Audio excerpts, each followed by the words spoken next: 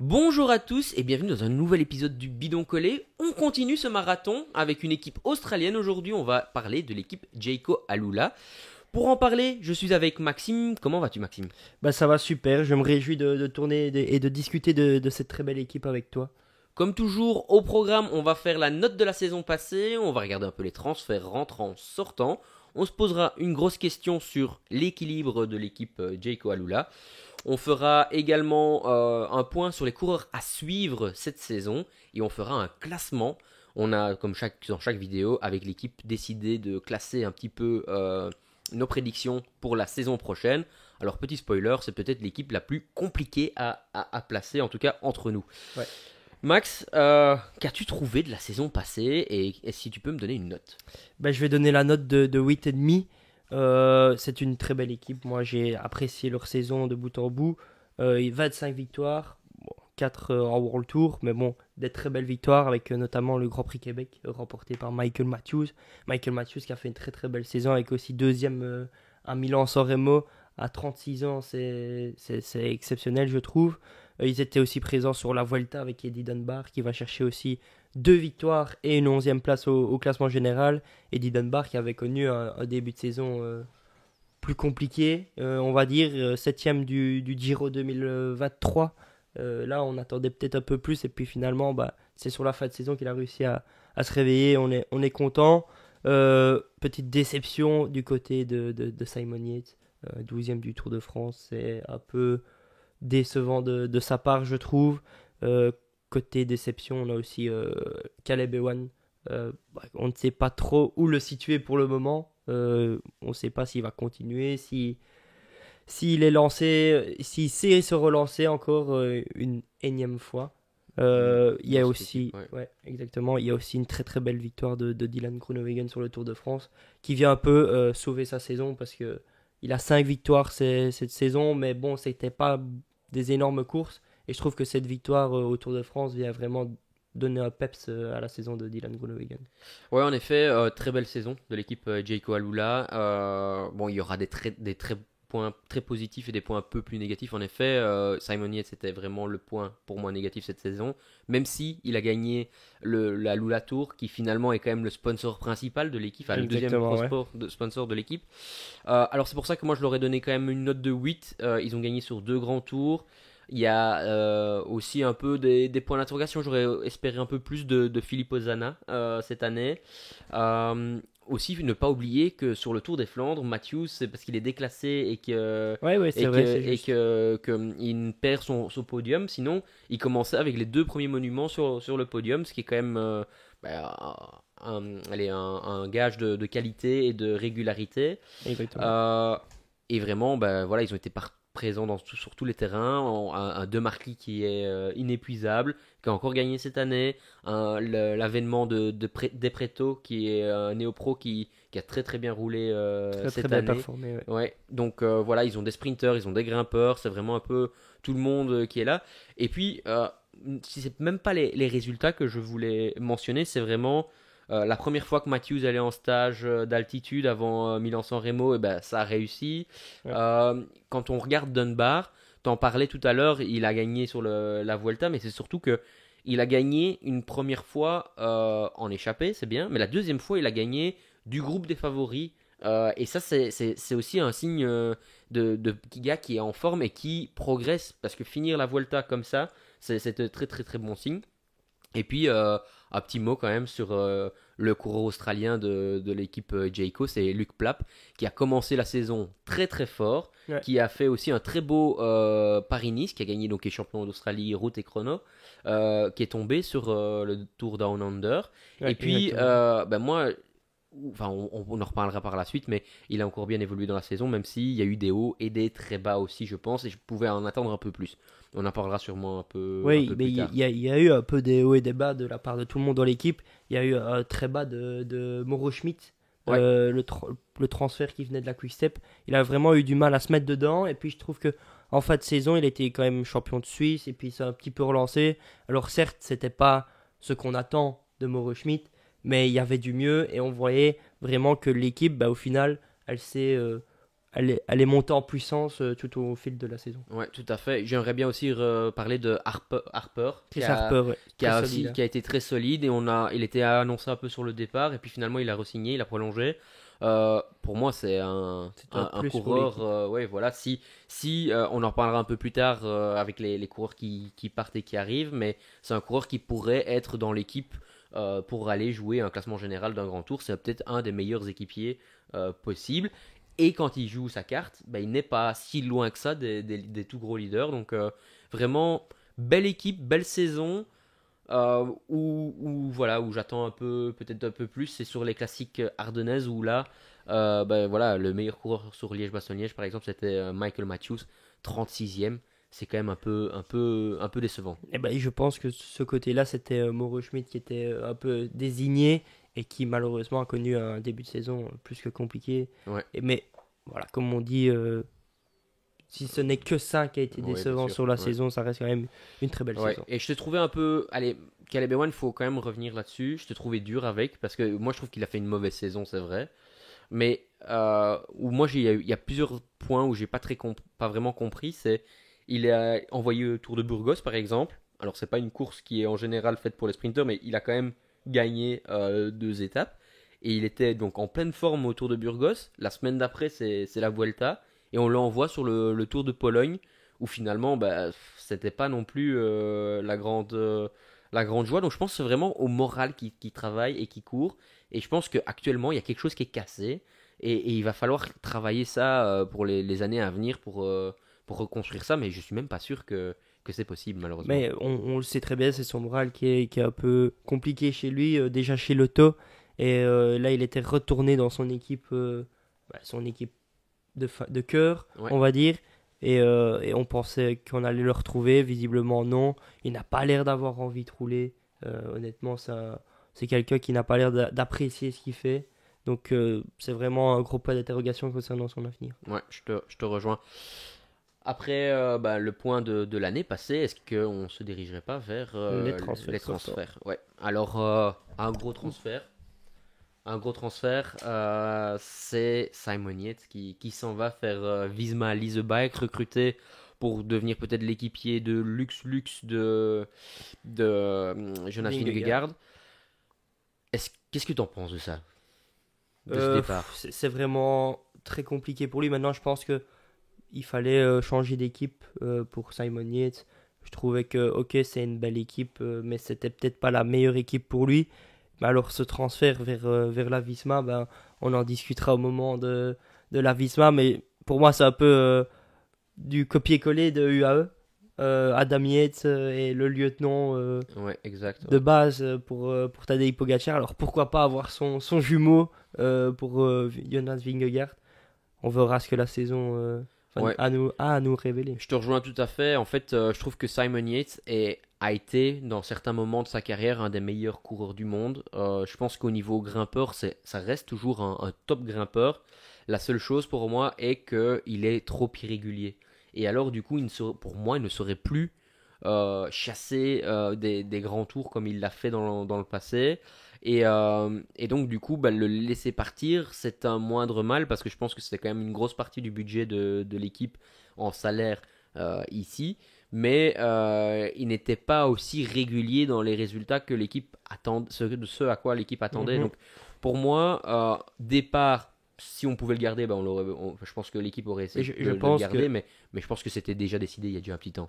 oui, moi je pense honnêtement que on verra plus tard avec les transferts entrants, mais je pense qu'il y a eu un projet dans l'équipe qui est arrivé et on lui a dit bah voilà, tu as peut-être ta place avec lui, mais tu devras faire avec ce coureur-là et peut-être que Simon Yates a décidé que non.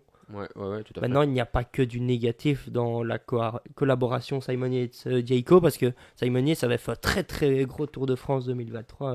Oui, Malgré bien tout. sûr. Bah, après, ça reste un coureur exceptionnel. Je l'ai dit, il a été dans les meilleurs coureurs du monde pendant un certain temps. Est-ce qu'il l'est encore aujourd'hui? Bah, ça, c'est la question. Ça, c'est un peu ce à quoi on est en train de penser, nous. Et je suppose que l'équipe en a Ouais. réfléchi à ça également. Je voulais aussi quand même parler de plusieurs coureurs qui s'en vont. Callum Scottson, qui est un bon grimpeur, un bon petit équipier. Et c'est un peu triste de le voir partir, sachant que un Australien va arriver ici pour la montagne.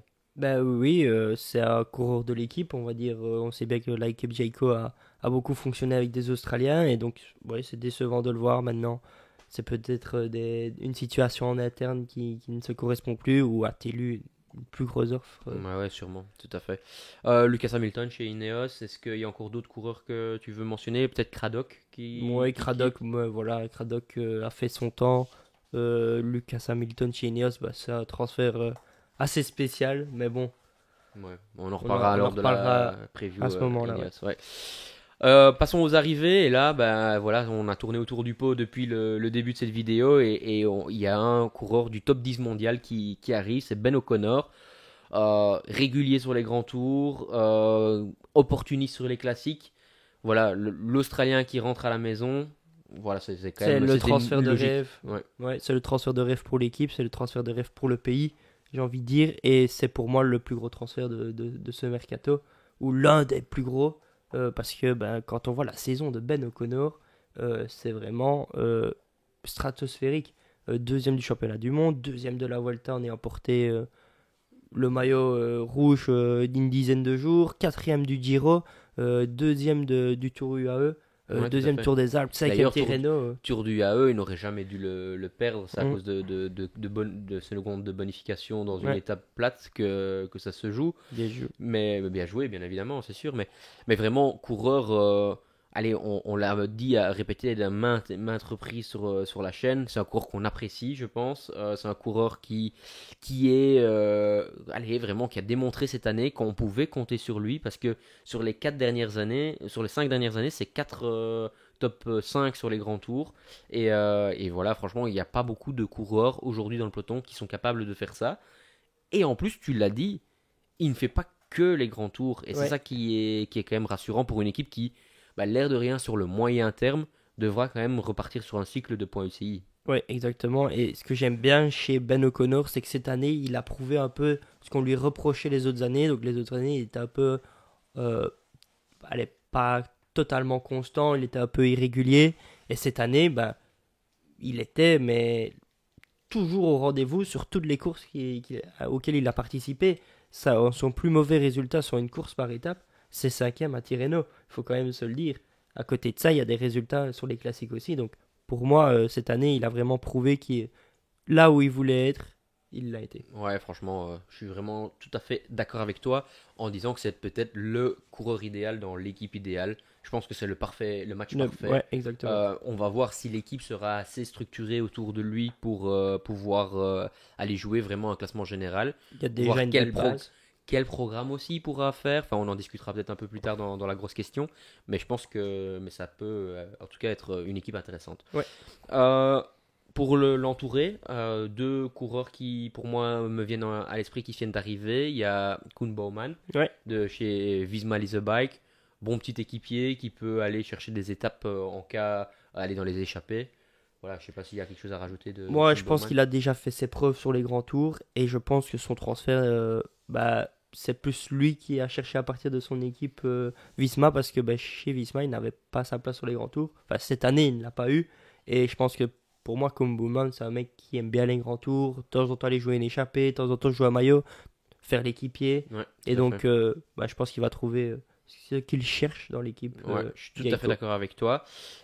Aussi un coureur de chez Politic Cometa, Ouais, Paul Double. C'est pour moi allez, un jeune talent qui va pouvoir intégrer justement cette équipe, une équipe anglophone, lui qui parle anglais, hein, qui donc, parle anglais, ouais. donc du coup c'est aussi un très bon ajout selon moi. Il n'est plus si jeune que ça, hein, il a quand même 28 ans, Il a mais 28 ans? ouais, il a Hein. 28 ans, Moi, je mais pensais il a qu'il quand jouait même, enfin, il a toujours été présent, je trouve. C'est un mec qui fait partie pour moi des meilleurs grimpeurs au niveau pro team. Il est toujours présent dans les niveaux un peu du second degré, et donc je me réjouis de le voir au niveau World Tour. Ouais, tout à fait. Ça, c'est pour la partie des grimpeurs, je pense. Ouais. Je sais pas s'il y a encore quelqu'un que tu voulais rajouter au niveau des grimpeurs. Pas au niveau des grimpeurs, mais au niveau des grands tours. Ouais. Parce que tu as dit que c'était quand même des équipiers pour les grands tours. Mais je vais rajouter Patrick Gumper Ouais. de chez Bora. Parce que c'est un coureur qui est précieux sur les grands tours, je pense. Ouais. Qui a de l'expérience. Et c'est plus un vrai équipier porteur d'eau. Exact. Alors, je pense que j'ai été un peu surpris de voir Ouais. ce coureur-là parce que en général, je le vois plutôt dans des grosses équipes pour vraiment, comme chez Bora, pour aller Bah, chercher. 2 grands tours cette saison encore. Ouais, hein. voilà, c'est ça, pour aller chercher les bidons, pour aller un peu sur les courses où il est toujours prêt, toujours, allez, il est pas toujours dans la sélection de base, et puis au final, il est rajouté, et ainsi de suite. Donc, ouais, bon ajout. Après, encore une fois, c'est pas lui qui va révolutionner l'équipe, ça, Non. je tiens à le souligner. Mais ils mettent les mais moyens voilà, c'est ça, pour bien accompagner Ben Ouais. O'Connor. tout à fait. Et là, on va peut-être repartir sur des coureurs qui sont plutôt pour les classiques flamandes, pour entourer peut-être Michael Matthews aujourd'hui, qui a. C'est peut-être les courses qui lui conviennent le mieux maintenant. Au début de sa carrière, il était plutôt ardennais. Maintenant, je trouve que c'est vraiment sur un Tour des Flandres bien dur qui pourrait éventuellement aller faire un beau résultat. Et alors là, je vais me lancer dans une prononciation du nom du Hollandais qui, pour moi, est le coureur surprise l'année prochaine. Ce sera peut-être le néo-pro qui fera le plus de résultats. C'est Krainsen. Krainsen, ouais, enfin soit, Je sais voilà. pas le dire non plus. Et donc du coup, c'est un coureur qui était espoir l'année passée, qui roulait au niveau continental. Il avait passé en tant que stagiaire chez Q36.5. Exact. Et alors il a directement gagné en tant que stagiaire. Et puis en fin de saison, on l'a vu au Tour du Danemark, on l'a vu aussi, c'était à Overijs qui l'a Ouais, gagné. course du ça, raisin, course du Overijs. raisin. Au Danemark, il a gagné aussi dans une échappée au long cours, un gros moteur. Et puis il a battu Taco van der Horn, il a battu. Il fait deuxième derrière Taco van der Horn, pardon, à la course où Taco gagne en fin de saison. Elfton Race. Exact, tout à fait. Et donc, c'est un coureur qui était là depuis le début. C'est tellement un gros rouleur que je le verrais vraiment bien dès cette année dans une belle échappée à travers la Flandre, dans Haute Nieuwsblad ou Kuurne. On sait très bien que ce genre de coureurs néo-pro, ils ont la niaque au début de saison et c'est des courses qui peuvent vraiment bien lui convenir. Ouais, c'est un cours qui est déjà affirmé et pour moi qui a été la révélation de la fin de saison. Ouais. C'est rare quand même.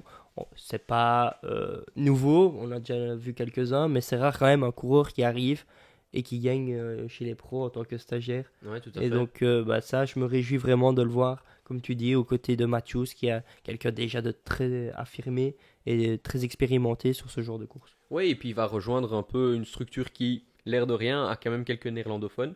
Ouais. Il y a Groenewegen qui est là, il y a Yann Maas Yann Maas, qui est là aussi. Qui s'en va.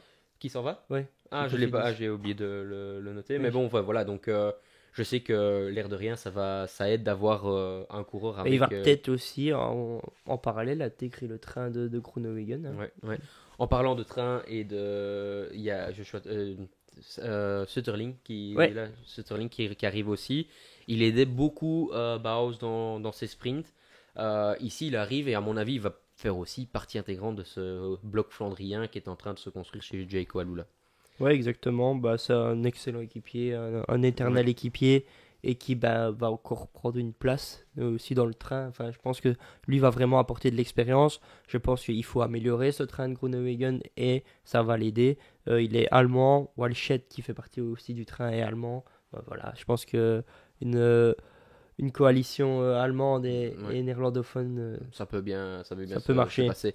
Un autre anglophone, qui va vite aussi, qui fait deuxième de Paris-Roubaix Espoir. ouais. C'est Donaldson, Ouais, de chez Trinity. Ouais, qui grimpe. Trinity d'ailleurs, on a appris la nouvelle récemment que l'équipe l'année prochaine C'est terminé.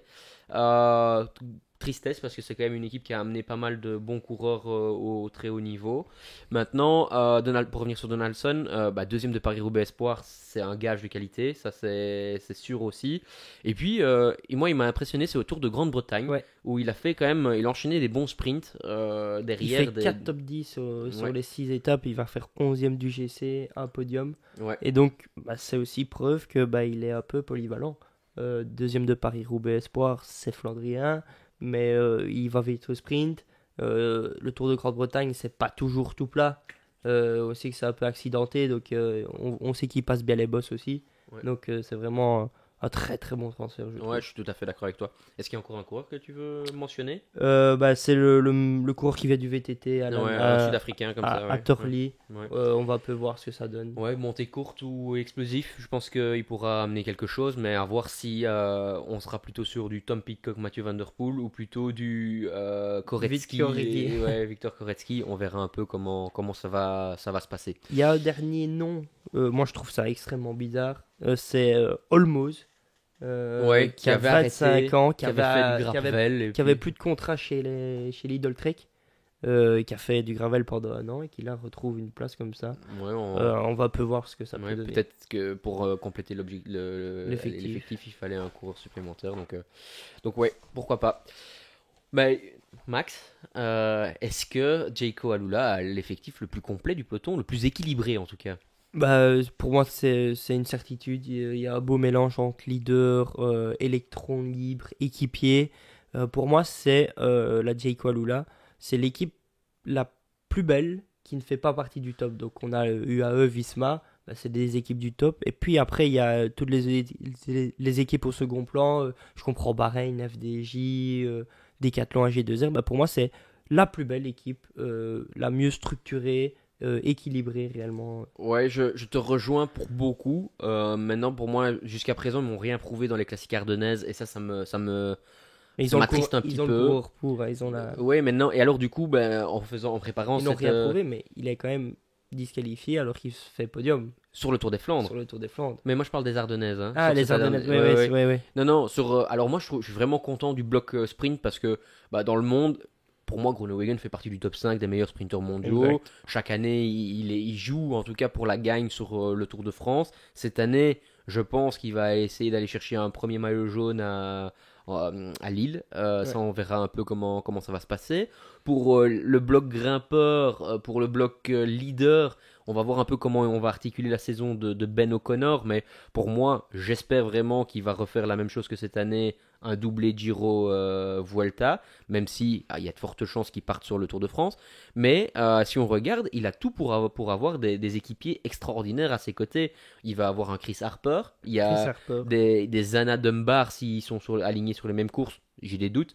Mais Plap aussi qui pourrait éventuellement faire partie de ça. puis les autres Et, transferts. et puis après, il y a encore d'autres coureurs. On va voir comment De Preto va être là pour la moyenne montagne aussi. Et je trouve ça vraiment bien. Mauro Schmidt aussi, qui peut avoir un rôle Il peut justement apporter, dans ces parties-là. Et donc, pour le bloc flandrien, on en parlait longtemps dans les arrivées. Matthews, Walshade aussi, qui Ouais. sur les courses un peu plus plates peuvent bien Walshett performer. sera Paris-Roubaix normalement. Exactement, tout à fait. Et donc, voilà, moi j'espère vraiment que, soit, non, comme c'est parti là, et de ce que j'ai entendu, Plap va repartir pour le Giro cette année, avec peut-être Dunbar. Voilà, moi je suis pas forcément fan, j'aurais plutôt mis Plap Dunbar sur le Tour, avec un O'Connor qui double, et à Maintenant, mettre quand on la voit grosse la saison structure. d'O'Connor, est-ce qu'on dit à O'Connor non, tu vas pas sur le Tour? Ouais, mais alors j'espère vraiment qu'il va aller faire les Ardennaises alors. Ouais, de toute façon, il va falloir trouver quelqu'un à mettre sur les Ardennaises.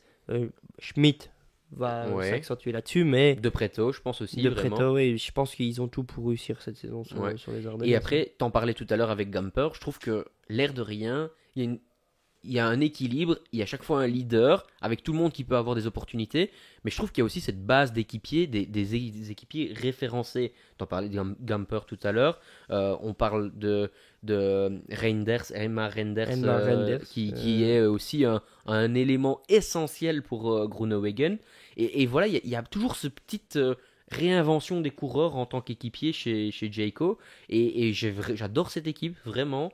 Et alors, j'espère que Michael Matthews, qui en plus a été super performant, a fait partie du train de Groenewegen dans certaines c'est courses. vrai aussi. Et donc, du coup, voilà, je trouve qu'ils ont une excellente équipe et ils peuvent avoir des coureurs qui jouent sur tous les terrains.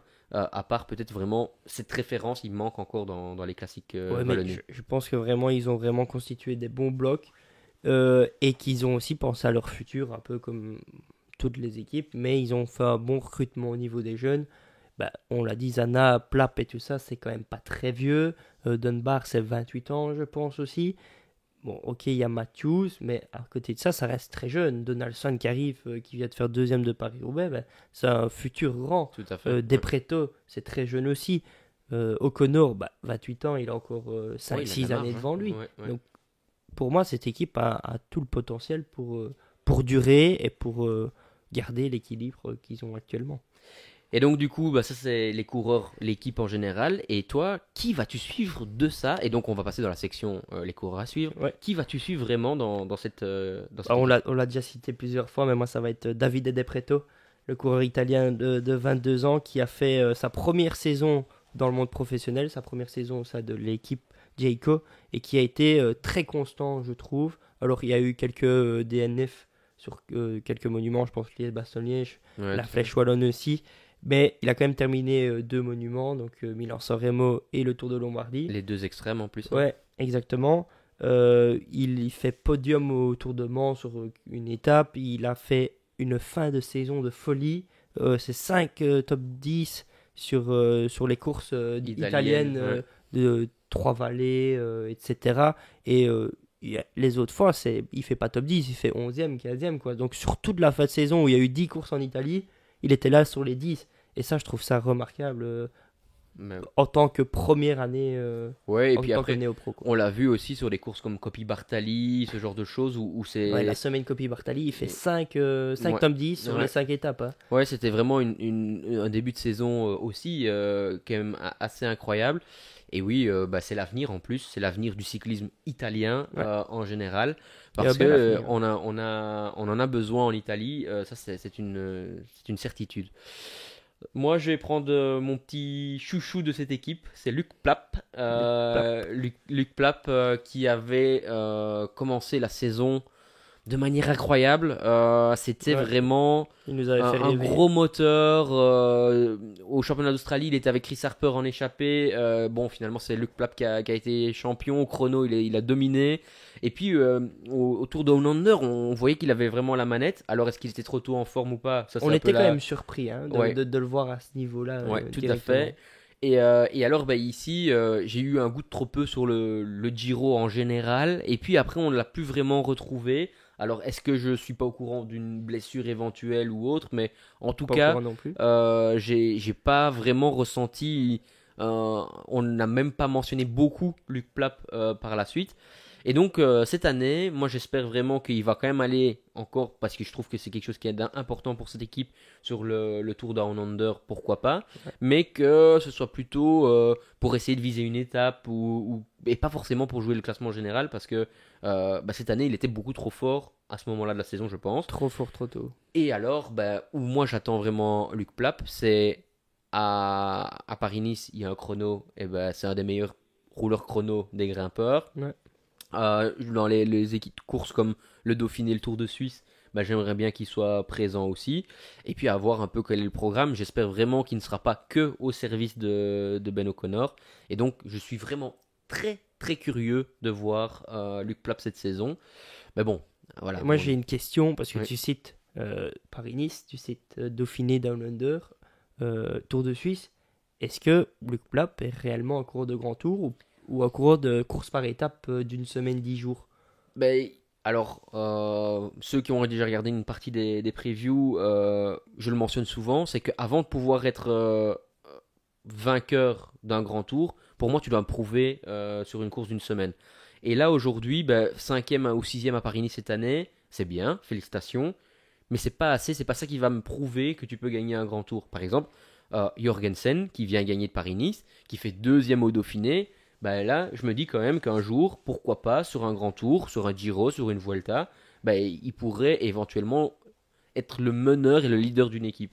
Aujourd'hui, le Plap m'a pas encore proposé ce même niveau de consistance, de constance, et j'espère vraiment que bah, Luc Plap, dans le futur, pourra me prouver tort et essayer de gagner des étapes ou même des courses d'une semaine où il y a un petit chrono. Tu sais, c'est une bêtise, mais je trouve qu'il est tellement fort et que malheureusement il est peut-être pas assez habile sur son vélo, mais qui gagne déjà le chrono du Tour de Belgique et qui gagne le général au Tour de Belgique, qui viennent gagner Ouais. Le Tour de Pologne, il y a un chrono, il y a des étapes pas trop dures, bah, qui viennent me montrer qu'il est capable de gagner ça. Après, on verra par la suite. Toi, t'en penses quoi? Ben, pour moi, il a encore beaucoup à prouver au niveau des grands tours, ça c'est une certitude. Et je le vois plus honnêtement, tant que maintenant, un coureur de course par étape d'une semaine, 10 jours avec le Tour de Suisse, et un chasseur d'étapes maillot à pois sur les grands tours. Maintenant, il est encore jeune, il peut encore passer son cap et nous donner tort, enfin me donner tort Ouais. principalement. Mais j'ai une question pour toi, tu en as parlé beaucoup des Ardennaises où il manquait un résultat. Est-ce que Luc Plap, tu le verrais faire un résultat sur une Je Ardennaise? pense qu'il est pas assez explosif, malheureusement. Il grimpe bien, mais les ascensions sont peut-être trop courtes. Tu vois, je sais pas. C'est ma question. Je me pose cette question-là d'ailleurs quand j'ai préparé pour les Ardennaises parce que je l'ai même pas mentionné parce que je pense qu'il ne m'a pas prouvé encore sur des ascensions raides qui Ouais, pouvaient être vraiment au top niveau. Après, tu vois, par exemple, pour être le leader d'un grand tour dans cette équipe-là, ben, si tu prends bah, Eddie Dunbar a déjà prouvé un peu plus que que Luc lui. Plapp, même si Luc Plapp est beaucoup plus jeune.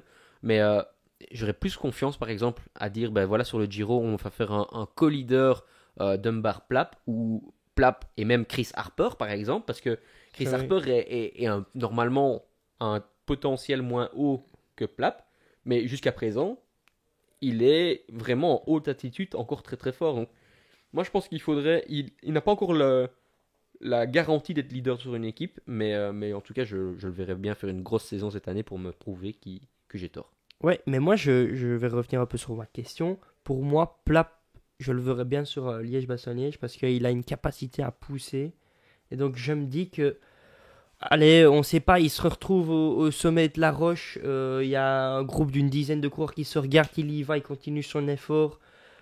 J'aimerais bien le voir quand même une fois sur ce genre de Oui, course. le voir, pourquoi pas. Mais s'il reste 15-20 coureurs, tu trouves Il va faire 19 e. qu'il. Non, mais tu crois qu'il serait dans ce groupe-là?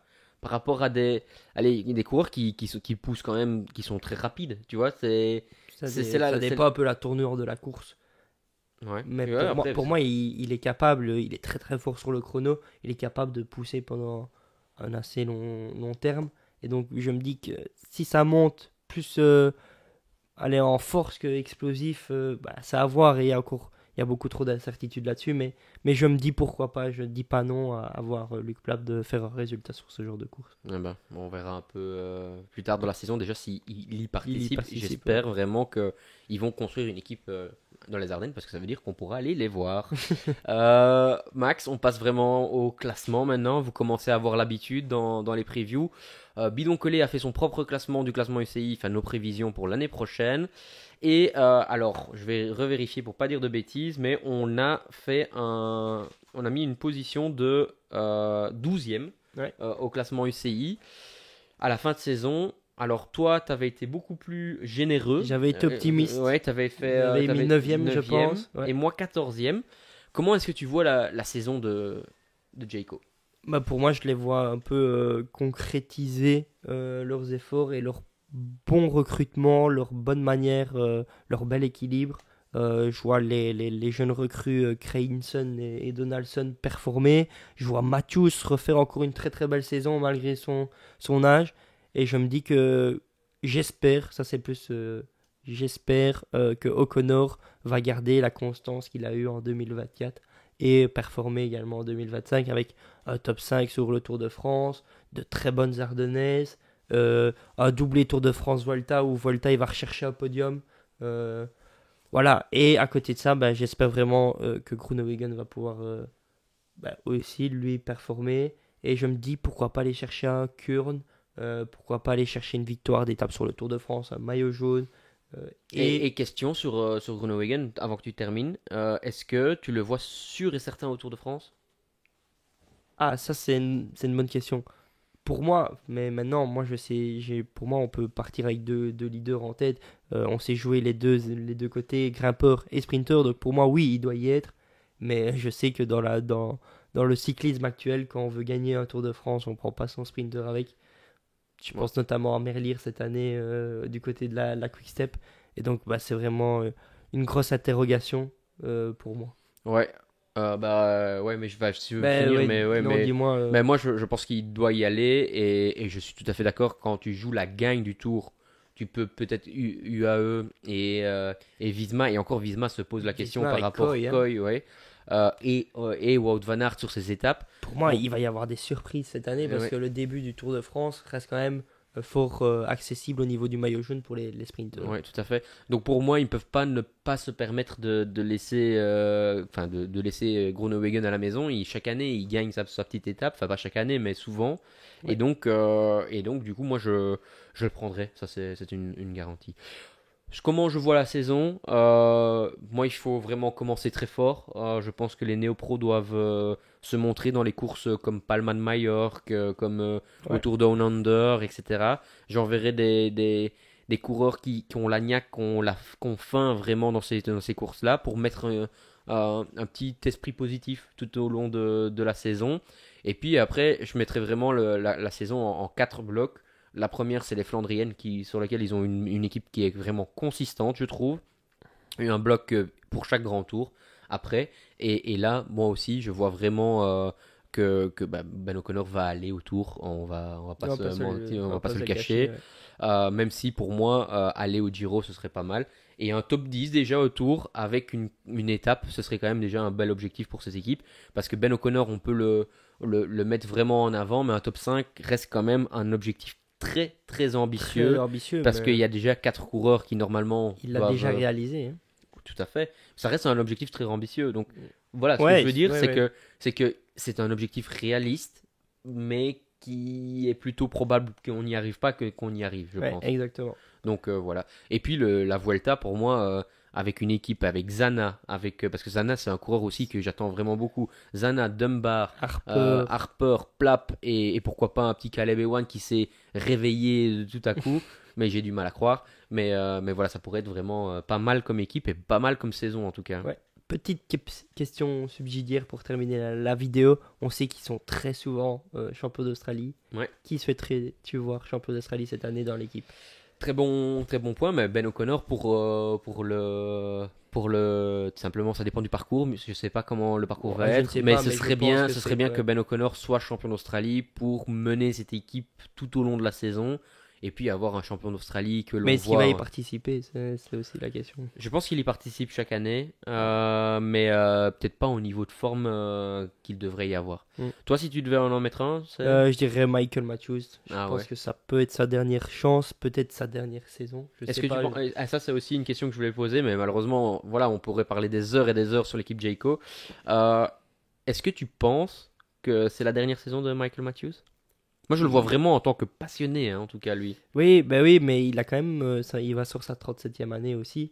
Alors, est-ce que c'est sa dernière saison? Je ne sais pas, mais je pense que il faudrait pas qu'il se blesse là maintenant, sinon ça sera le cas. Moi, je pense que Caleb Ewan arrêtera sa carrière avant Michael Avant Matthews. Michael Matthews. Ouais, je pense aussi. Mais j'espère Matthews qui ne parte jamais. Pour moi, c'est un éternel champion comme Incroyable. Valverde. Ouais, je suis d'accord avec toi. Eh ben, Max, encore une fois, équipe passionnante. Ouais. Je pense qu'on a tiré toutes les équipes intéressantes. Non, c'est pour rire, mais pour moi, elles sont toutes jusqu'à présent. Vous aussi, dites-nous comment vous avez jugé le mercato de cette équipe. Est-ce que vous les voyez aussi gagnants de l'intersaison comme nous? Est-ce que quel est le résultat que vous voulez voir pour Ben O'Connor à la fin de la saison? N'oubliez pas, sur Instagram, il y aura la possibilité de gagner le maillot de Max Place qui était chez Exxon l'année passée. Et Une nous, équipe développement de Jayco. Hein. ouais, tout à fait. C'est pour ça que C'est pour ça j'aurais que- dû le dire. Ouais, tout à fait. Et moi, Max, merci beaucoup. Vous n'oubliez pas de vous abonner, c'est super important. Et on se voit à très très bientôt. Salut!